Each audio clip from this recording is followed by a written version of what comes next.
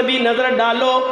رات کا اندھیرا ہے، رات کی تاریکی ہے، گھر سے باہر نکلتے ہیں، بھوک کی وجہ سے نیند نہیں آ رہی ہے، گھر سے باہر نکلے کہ کوئی مل جائے، ملا بھی تو کون ملا، کوئی امیر آدمی نہ ملا، ملا بھی تو کون ملا، کوئی دولت مند نہ ملا، ملا بھی تو کون ملا جس کے 2-4 مکان نہیں، 2-4 فیکٹری نہیں، ملا تو کون ملا، وہ بھی بھوکا تھا، وہ بھی ننگا تھا، ملا تو کون ملا، وہ ملا جس کو خود اس نے بھوک نے اس کو بھی پریشان کر رکھا تھا، اور وہ بھی اپنے گھر سے نکلا تو بھوک کی وجہ سے نکلا، وہ کوئی اور نہیں محمد رسول اللہ کا یار غار تھا۔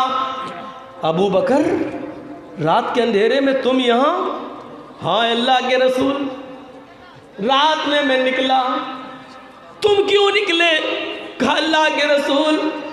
کسی طریقے سے روکا سوکھا میں نے اپنی بیوی بچوں کو کھلا دیا، مجھے کھانے کو کچھ نہیں ملا، کروٹیں بدلتے بدلتے نیند نہ آئی، رات کی تاریکی ہے، میں نے اپنی بیوی بچوں کو سوتا ہوا چھوڑا، میں باہر نکل آیا شاید کوئی مل جائے۔ سوچا ابو بکر نے اللہ کے نبی تو سخی ہیں، خود نہیں کھاتے دوسروں کو کھلا دیتے ہیں، شاید ان کے پاس کچھ ہوگا، کہہ دیا اپنے دل کا حال، اے اللہ کے رسول بھوک کی وجہ سے نکلا، شاید اللہ کا کوئی بندہ مل جائے اور وہ ہمیں کچھ کھلا دے۔ اللہ کے نبی سمجھ گئے اور کہنے لگے اے ابو بکر میرے پاس کھلانے کے لیے کچھ ہوتا تو میں رات میں خود نہیں نکلتا، مجھے بھی بھوک کی وجہ سے گھر سے نکلنا پڑا۔ ابو بکر کی زبان سے نکلا اللہ ہم دونوں پر رحم فرمائے، چلو تھوڑا سا اور آگے نکلتے ہیں، بڑھتے ہیں، شاید اللہ کا کوئی بندہ مل جائے۔ تھوڑا اور آگے بڑھے تو کیا دیکھتے ہیں سامنے سے ایک لمبا چوڑا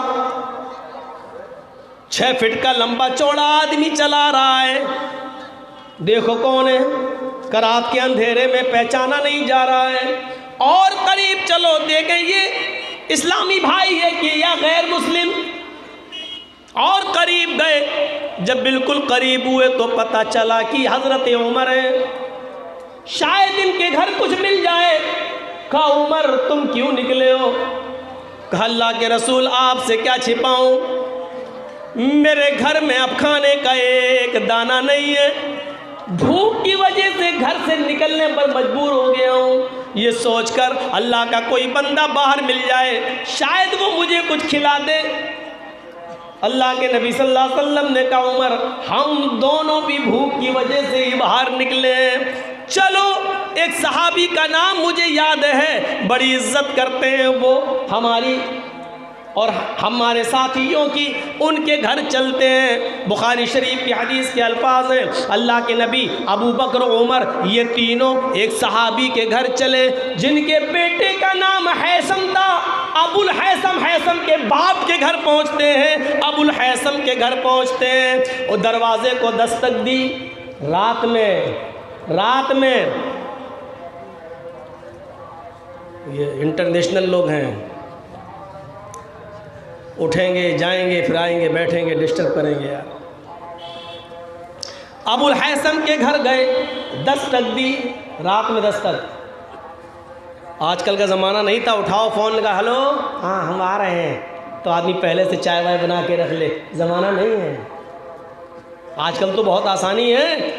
رات میں اگر 12-1 بجے ہم کہیں پھنس جائیں مالدہ میں یا فرکہ میں تو فوراً فون کر سکتے ہیں عالم بھائی یار پھنس گیا ہوں، ارے نہیں مولانا رکی میں گاڑی لے کے آ رہا ہوں، آئے گھر میں دودھ موجود ہوتا ہے، چلیے کچھ نہیں تو بٹر ٹوسٹ لگا دیا، بریڈ آملیٹ بنا دیا، چلو کچھ نہیں رات میں اگر ہے تو یہ کھلا دیا۔ وہ زمانہ موبائل کا نہیں، ٹیلی فون کا نہیں، تار کا نہیں، اور خود کائنات کے امام کا حال یہ ہے کہ بھوک سے کروٹیں بدل رہے ہیں، ابو بکر صدیق کا حال یہ ہے جنہوں نے خلافت بھی کی لیکن جب کفنائے گئے تو اپنی بیٹی عائشہ سے کہا تھا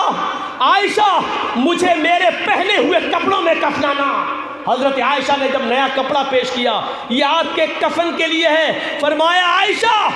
کفن کا کپڑا نیا کپڑا زندے کو زیادہ ضرورت ہوتی ہے، مردوں کو نئے کپڑوں سے کیا سروکار ہے، مجھے میرے انہی کپڑوں میں انہی کپڑوں میں دفنانا جس نے حکومت کر کے خلافت کر کے دکھلائی ہو، اور وہ جب دفن ہوتا ہے تو پرانے کپڑوں میں دفن کیا جاتا ہے، کفنایا جاتا ہے۔ وہ عمر جنہوں نے 1 میل نہیں، 2 میل نہیں، 100 میل نہیں، 200 میل نہیں، 1000 میل نہیں، 2000 میل نہیں، 1,00,000 میل نہیں، 2,00,000 میل نہیں، 22 لاکھ مربع میل پر حکومت کر کے دکھائی، خلافت کر کے دکھائی۔ لیکن گھر سے نکلا تو کس حال میں نکلا کہ پیٹ بھوک، بچے کھا لیے، ہمارے پاس کچھ نہیں ہے، سیکھو سیکھو۔ افسوس تو یہ ہوتا ہے کہ جس کی پاکٹ میں پین کی قیمت 1,00,000 روپے ہو اور جو 10 لاکھ روپے کا سوٹ پہنتا ہو، آج وہ ہمیں سکھلا رہا ہے کہ حکومت کیسے چلائی جاتی ہے۔ افسوس اس بات پہ ہوتا ہے، افسوس۔ ابو الحیثم کے گھر گئے،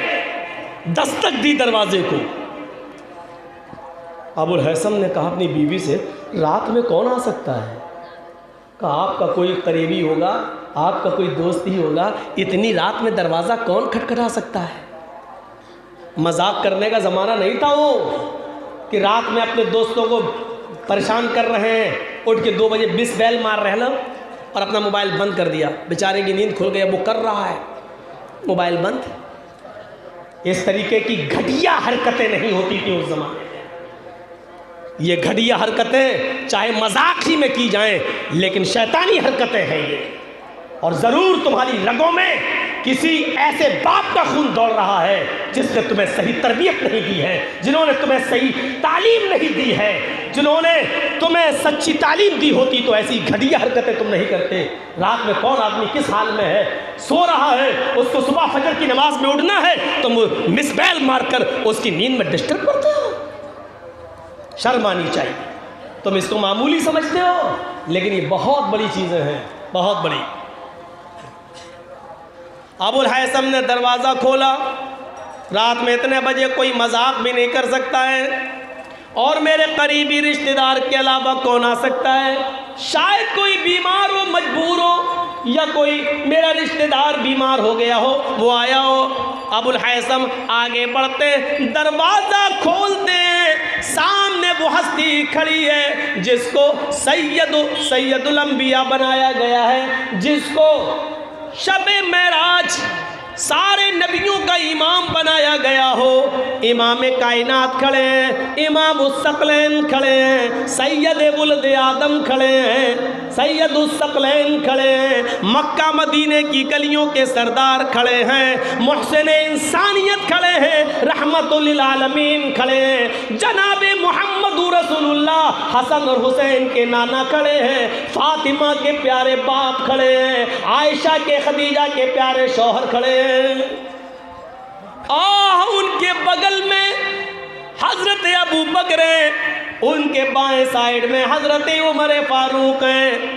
دونوں طرف ستارے اور بیچ میں 14ویں کا چاند ہے۔ اہلن و سہلن مرحبا، اہلن و سہلن مرحبا، مہمان کا آنا مبارک ہو، کتنے اچھے مہمان میرے گھر میں آئے ہیں، کیسے مہمان میرے گھر میں تشریف لائے ہیں، اے ام حیثم محمد رسول اللہ گھر میں تشریف لائے ہیں رات کے اندھیرے میں، چلو تم پردے میں چلی جاؤ۔ حضرت ام حیثم پردے میں چلی جاتی ہیں، اللہ کے نبی ابو بکر عمر ابو الحیثم کے گھر تشریف لاتے ہیں۔ اے اللہ کے رسول کیسے آنا ہوا؟ جلدی سے اپنے گھر میں گھسے، کچھ کھجوریں رکھی ہوئی تھی، کچی بھی تھی پکی ہوئی بھی تھی، ہر قسم کی تھی، اٹھا لائے، مٹی کی پلیٹ تھی، اٹھا لائے، اور کائنات کا امام مٹی کے برتن میں کھجوریں تناول فرما رہا ہے۔ یہ میرے امام کی سادگی ہے۔ اور سونے اور چاندی کے برتنوں میں کھانے والوں، اور خوبصورت پلیٹوں میں کھانے والوں، کبھی ان پلیٹوں میں کھاتے وقت تم نے کائنات کے امام کا تصور بھی کیا کہ جس کے تم امتی ہو؟ کائنات کا امام ہے، مٹی کے برتن میں کھجوریں لائی گئی، فرمایا یہ ناشتہ کیجئے۔ اب بتائیے آنا کیسے ہوا؟ کہا کچھ نہیں۔ آیا ابو الہیثم پریشان ہونے کی ضرورت نہیں ہے، ہم بھی بھوکے۔ ابو بکر و عمر راستے میں مل گئے، یہ آئے نہیں تمہارے گھر، ان کو میں لایا ہوں۔ یہاں تو دعوت ایک آدمی کی شادی میں، اس دعوت میں اپنے بچوں کو بھی لے جاتے ہو، اپنے دوستوں کو بھی لے جاتے ہو، شرم کرو شرم۔ بغیر دعوت اگر کسی کے گھر کھانا کھایا تو اللہ کے نبی فرماتے ہیں ایسا کھایا جیسے کسی نے تھوکا اور اس نے چاٹ لیا۔ بڑی سخت باتیں کہنے کا عادی ہوں میں، اور تمہیں سننا پڑیں گی، تمہیں کیا تمہارے باپ کو بھی سننا پڑے گی۔ جب تک یہاں بیٹھا ہوں یہ اتھارٹی، یہ پاور ہے مجھے بولنے کا، یہاں سے ہٹنے کے بعد گالی دے لینا مجھے۔ اور سنو، یہ آئے نہیں ہیں، یہ تمہارے گھر نہیں آئے، اجازت لے رہے ہیں اللہ کے رسول، ان کو میں لے کر آیا ہوں، میں بھی بھوکا ہوں، یہ دونوں بھی بھوکے ہیں۔ تکلیف نہیں، اگر تمہارے پاس کھانے کو کچھ ہو، گھر میں بچا کھچا کچھ ہو، وہی لے آؤ، اور نہ ہو تو کوئی بات نہیں، ہم یہ کھجوریں کھا کر ہی اکتفا کر لیں گے۔ نہیں اللہ کے نبی بیٹھیے، آپ آئے ہیں، بتایا نہیں کہ میں جا رہا ہوں بنانے، تو اللہ کے رسول کو کیا معلوم، بتایا نہیں، اور گھر کے اندر گھس گئے۔ بکری بندھی تھی، کھولی رسی، بیوی سے کہا پکڑ پیر، بیوی نے پیر پکڑے، بکری ذبح کر دی۔ پتہ نہیں اللہ کے رسول، جلدی سے ٹانگی، کھال اتاری، بوٹیاں پیس کر دیے گئے۔ یہاں اللہ کے رسول بس کھانا بن رہا ہے، ارے سب کچھ موجود تھا گھر میں، تب ٹھیک ہے۔ جیسے ہم لوگوں کا دال چاول تو ہر وقت ہوتا ہی ہے، چلو کوئی مہمان آیا کچھ نہیں دے، ٹھیک گھر میں موجود تھا تو ٹھیک۔ یہ معلوم نہیں ابھی کہ بکری کاٹ دی، ذبح کر دی، گوشت بن کر سامنے، نعمتوں کو دیکھا، گوشت دیکھا، کھایا،